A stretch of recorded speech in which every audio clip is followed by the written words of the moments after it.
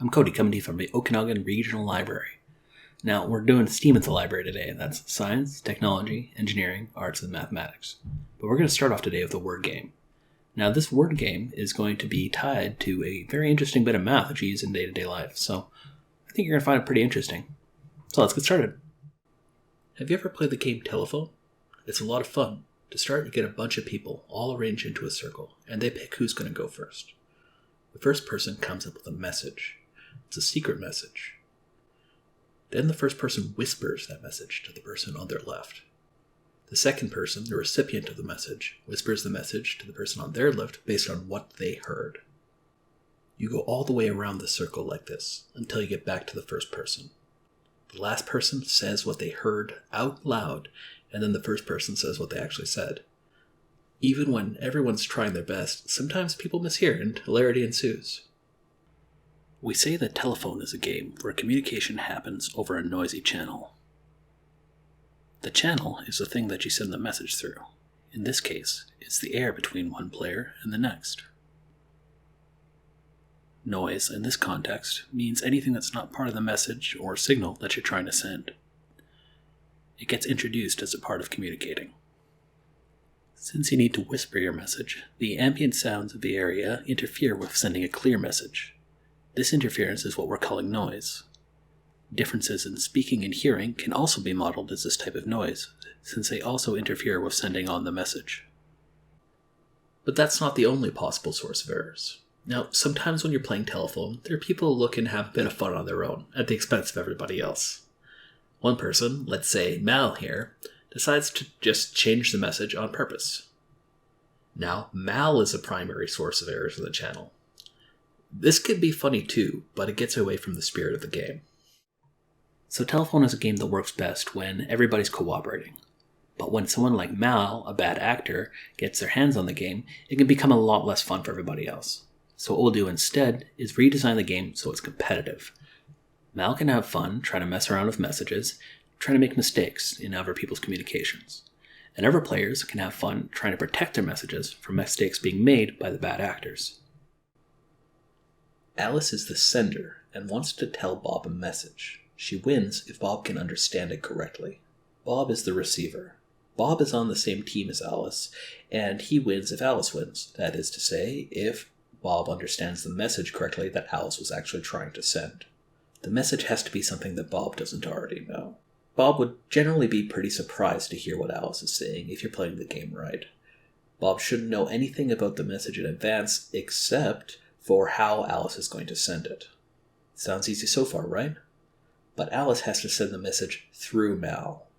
Mal is the malicious messenger. When Alice writes her message to Bob, she gives it to Mal, and Mal gives something different to Bob. Mal wins if they can find a way to make Bob think that Alice said something that she didn't. It might be too easy if Mal was just trying to make the message unreadable. So if Bob doesn't really understand, then the message has to go back to Mal. Mal also gets to listen in to Alice and Bob's conversation about how they're going to send the message. In other words, Mal is the evil mastermind that has all the information. Mal knows the message, the way they're sending the message, and even controls what message is actually sent to Bob. But Mal has a restriction, the most important rule of the game, the one that makes it fun for everybody. When Alice gives her message to Mal, Mal can only change so much of it before sending it to Bob. After all, if Mal could just replace the whole message, it'd be too easy for Mal to win. Mal would just say whatever they wanted to Bob, ignoring what Alice said. So let's say that Mal can only change 40% of the letters out of the message, or 2 out of every 5 letters. That's less than half, so more of the half of the original message will always remain, so it's fair to Alice and Bob. We'll put in one more rule as well. Mal needs to agree to the topic of the discussion. This is just so it's fair to Mal. After all, if Alice and Bob were going to talk about, say, fixing a car, and Mal didn't know much about cars, it's possible that Mal wouldn't have a fair chance to tamper with the message at all. With no idea what they were talking about, Mal wouldn't stand a chance. Okay guys, that was a lot of design work. I'm glad you stuck through it. So let's see what your first time playing this game might look like. Alice, Bob, and Mal all agree that a fair topic is, what do you want for lunch? They decide to send the message plainly without worrying how to protect it from Mal. This will probably wind up being a mistake. Alice sends the message to Mal, peanut butter and jelly sandwiches. Mal looks over the message and decides that it'd be easiest to mess with Alice's order. Now there are 34 letters in that sentence, including the spaces between the words, and all the punctuation, which we will also figure in. Mal can only change 40% of the message. 40% of 34 is 13.6, so Mal can change 13 or 14 letters. 13 letters, including spaces. That's a lot she could change. So Mal is going to think about the change that they could make. Peanut butter is 13 letters, including spaces and punctuation, so Mal could change out that whole part. What's something gross that could go on a sandwich with jelly? Mayo and lettuce? No, that's too long. This is the time that Mal gets to be clever. What if Mal changed out peanut butter with lamb, like lamb chops? Then the message would be, lamb and jelly sandwiches. Now, does that make sense? Well, people eat lamb with mint jelly all the time. So, a lamb and jelly sandwich could mean a lamb and mint jelly sandwich. That's reasonable, right? It's got to be the right length, though. So, Mal could add some words that don't change the meaning, so it adds up to the right length. With a little bit of trial and error, Mal finds something that fits in perfectly. So, Bob gets a new message, adulterated by Mal, and goes and gets Alice a lamb and mint jelly sandwich. Surprise! Mal wins this round. So this game is fun to play once, but the real fun is when you play it over and over again, so you can get good at trying to find ways of protecting the information and interfering with those protections.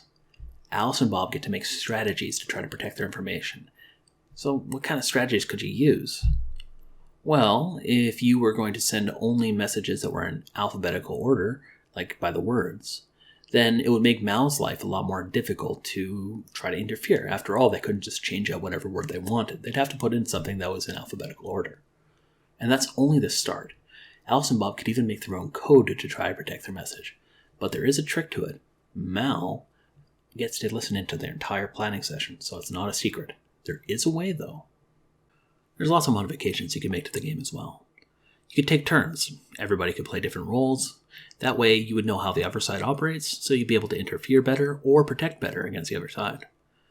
You could reduce the fraction of the letters that Mal could change. If Mal was winning too often, you could go down from 40% to 30%. You could also, instead of changing letters out for other letters, just delete them, put in an underscore, a blank space. Now, this will change the goal of the game a little bit, so instead of trying to make it a misinterpreted message, we'd want to make it unreadable. But it would play very similarly and be considerably easier. The really interesting thing about this game is that people play it all the time without knowing it. You ever used a CD? You ever scanned out a library book using the barcode on the back? You ever scanned a QR code using your phone? What do all these have in common? They all store information in a way that a machine can read it. So when you use one of these, it's like you're playing the game. The person who made the thing is like Alice from before. The library or your CD player or your phone is like Bob, who is the recipient of the message. You can imagine that the random things that happen to these items, like scratches and smudges and ink marks, that was Mal tampering with the message. They also have another thing in common. It's not often that they say the wrong thing.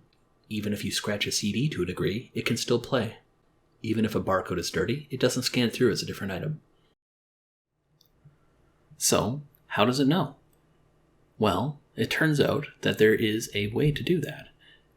The solution is called an error-correcting code. Error-correcting codes are tools that you can use to protect information from errors as it passes along a noisy channel.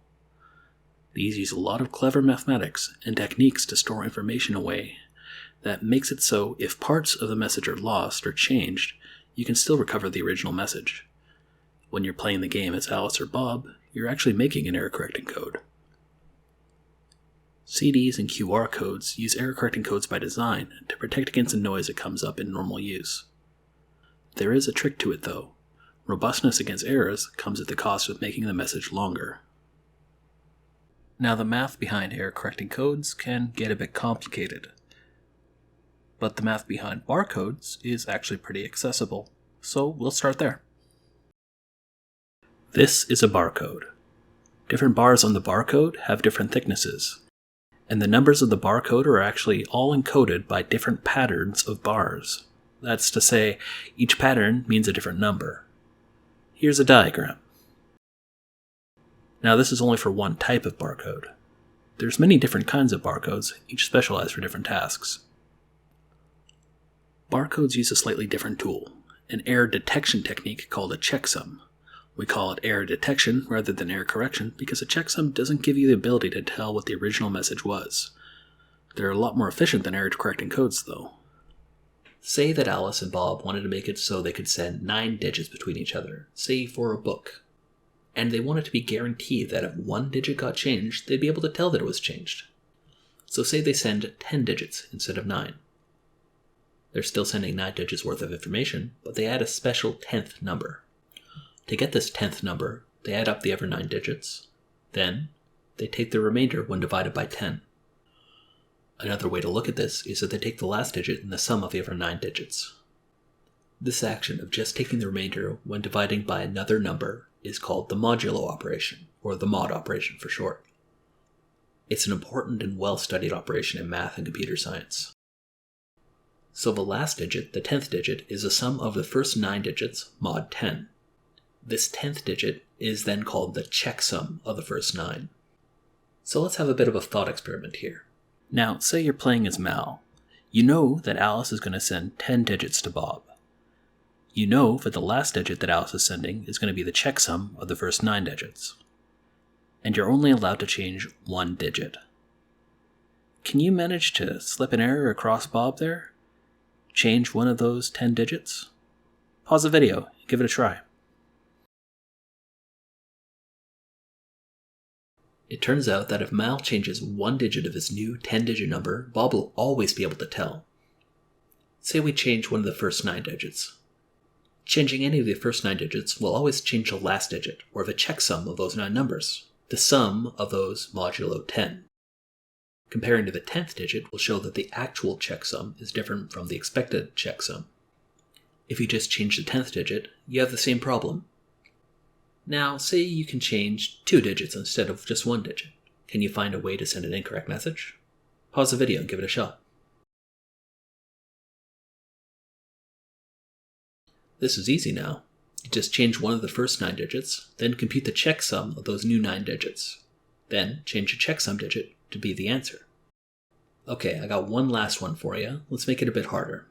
Can you find a way to change 2 digits of this barcode and send an incorrect message without being able to change the checksum digit or the last digit?